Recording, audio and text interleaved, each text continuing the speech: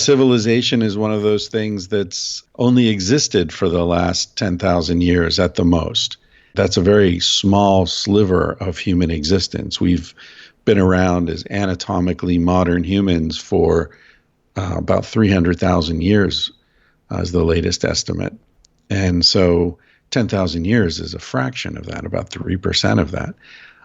So in order to understand what a human being is, it's important to look back at our prehistoric ancestors and what their experience was. So because the conflict between the animal that we've evolved to be and the world that we find ourselves inhabiting, those points of conflict produce trauma, whether physiological trauma because we move in the wrong ways, or we eat the wrong foods, or in your specialization, our workouts and our sort of energy flow is wrong, or emotionally because we don't have a sense of community that we need, or we don't spend time with enough people with whom we have truly intimate, loving relationships. All these different areas, all these points of conflict produce unhappiness and illness and trauma in our lives.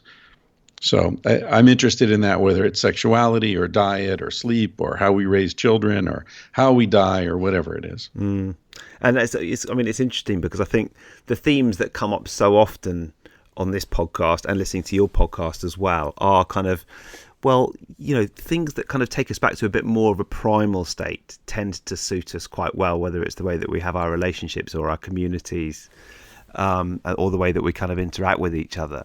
But one of the questions that you ask, I think quite near the start of the book, is how would a time traveler from the prehistoric past assess the modern world?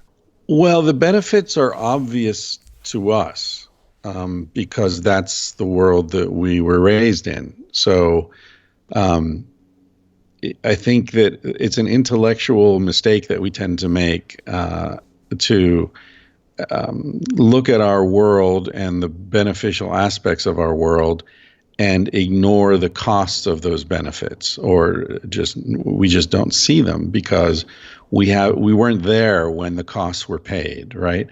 So it's very tempting to say, we're so lucky we have antibiotics, without understanding that the diseases that those antibiotics protect us from are almost entirely the result of civilization. So, if we're looking at influenza or smallpox or cholera or malaria or tuberculosis, like you name it, all the greatest killers of humanity in terms of contagious diseases resulted from civilization. They didn't exist for our hunter-gatherer ancestors.